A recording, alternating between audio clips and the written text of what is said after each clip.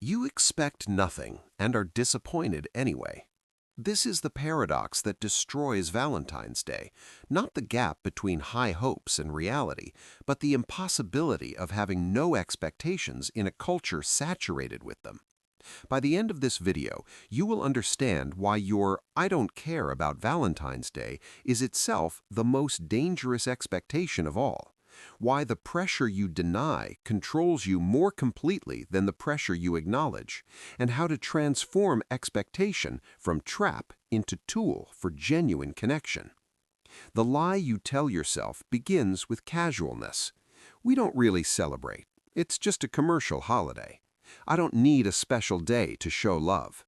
These statements feel like freedom from expectation. They are actually expectations themselves.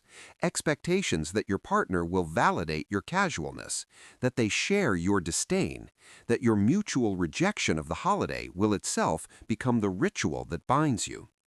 When your partner fails to perform this rejection correctly, when they secretly hope for gesture, when their casualness masks disappointment, when their agreement with your disdain feels hollow, you experience betrayal more profound than if you had openly expected celebration.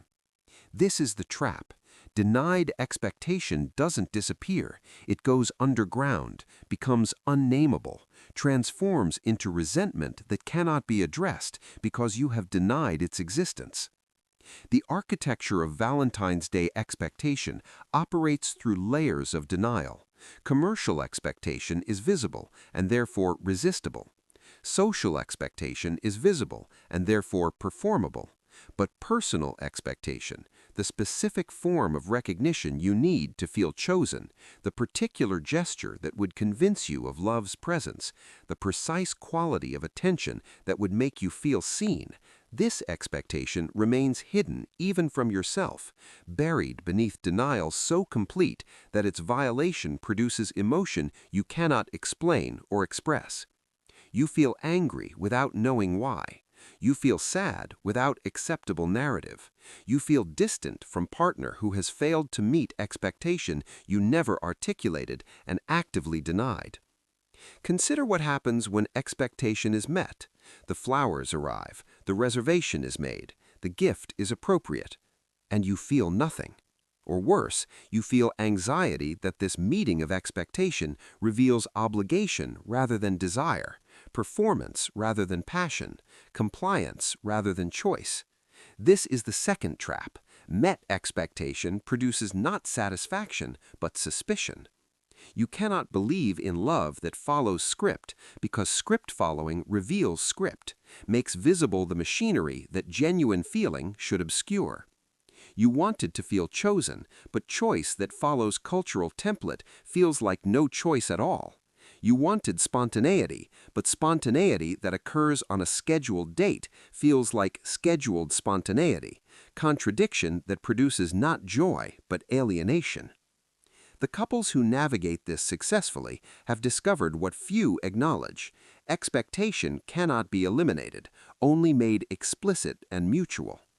They have had conversation that Valentine's Day makes difficult, the conversation about what each actually needs, what specific form of recognition would feel like love, what gesture would produce feeling of being chosen rather than feeling of being performed for.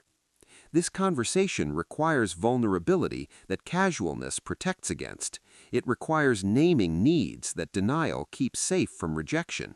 It requires acknowledging that you care, that you have expectations, that your "I don't care" is itself performance of independence that independence doesn't require.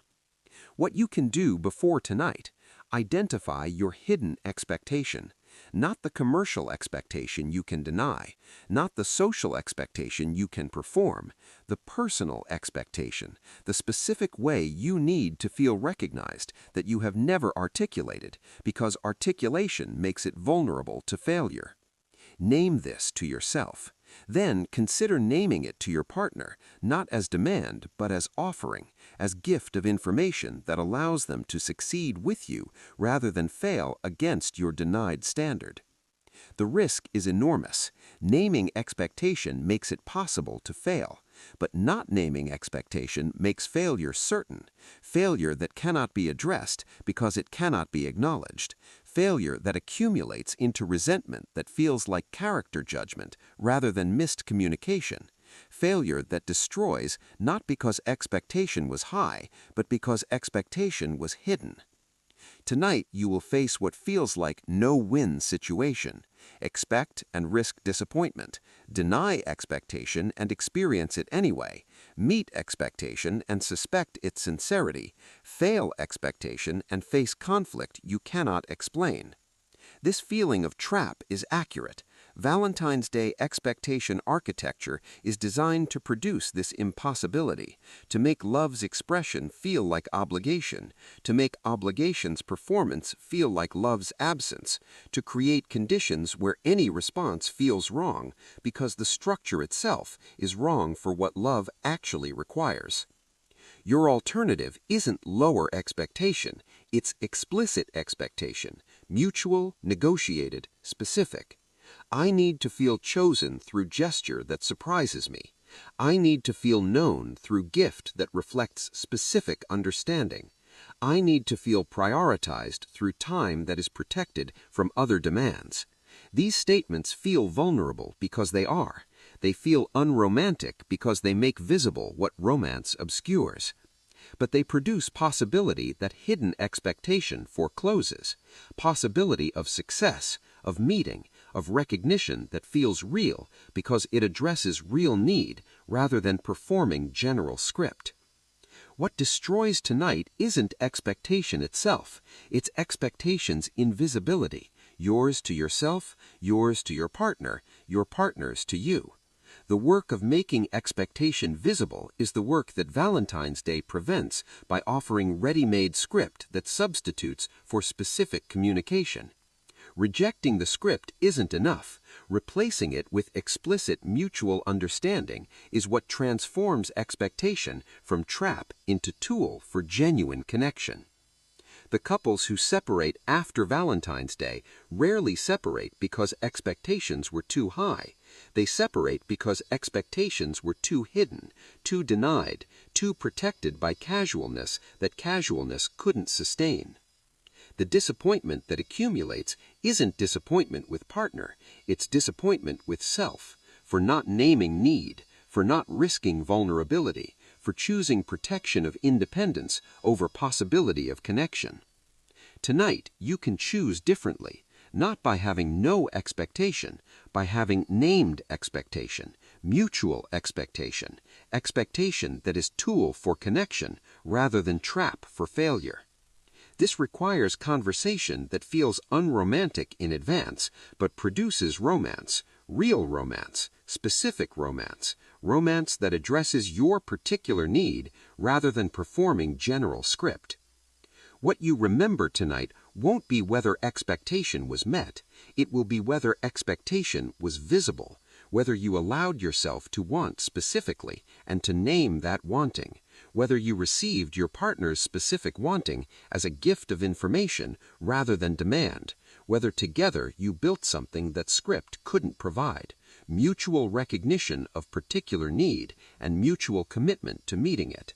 This is modern love's challenge and possibility, not elimination of expectation, but its transformation through explicitness, not denial of need, but its expression through vulnerability, not performance of script, but creation of ritual that serves specific connection.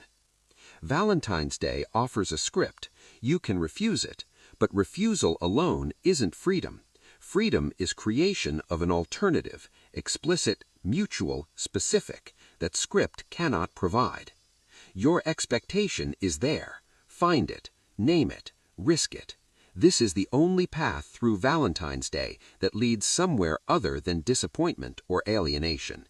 It is difficult. It is vulnerable. It is everything that casualness protects against and everything that love requires.